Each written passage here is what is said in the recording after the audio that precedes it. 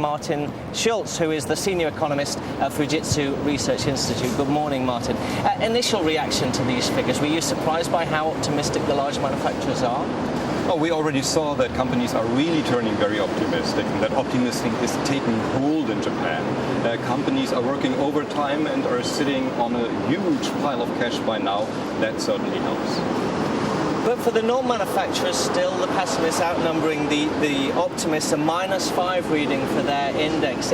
Is this only the big Toyotas and Cannons that are getting optimistic? Is the rest of Japan still in the doldrums? No, it's not really in the doldrums, but what you have to see is that we had this enormous drop among the manufacturers. So what we're seeing right now is that optimism and basically, well, the mood is coming back at manufacturers, while the non-manufacturing sector and services haven't been that affected. So they're looking at business, which is okay, but slow. We heard from Ed Rogers saying that China is really the big story. China demand is key to Japan. With this increase in capex, or at least the forecast of 4.4%, is this enough? Because post-Lehman, we saw Japan cutting its capacity by about 1/3. The good news is that investment is coming back. And this is really a significant difference to the last 2 years. Japan has never been cutting as much. Never so much capacity has been sitting idle. So this is quite good news. But overall level is of course not enough to pull the economy domestically. We need overseas demand. We need China, of course. What does it mean for the domestic economy with capex rising? Are we going to see more hiring? Are we going to see higher wages? Companies are thinking very hard to do what to do with their cash right now. They are thinking about investment, but not necessarily in Japan. They are looking overseas. The yen is strong. This is a brilliant investment opportunity, of course. Domestically, people are working overtime. New hiring is still very limited. Companies are very careful when looking forward. The Bank of Japan's been doing this survey over the past several weeks, but in the last week we've had some quite negative data. So is this as good as it gets for the sentiment surveys? Well, the data are actually not bad. They are stable, but they are not improving that much anymore because government incentives are being cut back.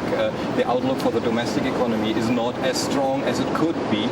So we are seeing here a market that is stable, not going into recession again. There is very little risk for this, but we do not have a sustainable domestic-led recovery.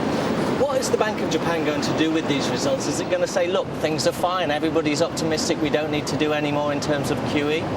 The Bank of Japan has almost never been as supportive as right now. They are also clearly signaling that as long as the economy is still restructuring, looking for productivity, cutting back on oversupply, they will help. Whatever happens, another crisis, just another drop of demand, the Bank of Japan will be accommodative on their side. This is a very strong and a very positive signal. What about fiscal policy? We've heard now Tankan saying 10 years we're going to balance the budget, we're going to get rid of all our debt.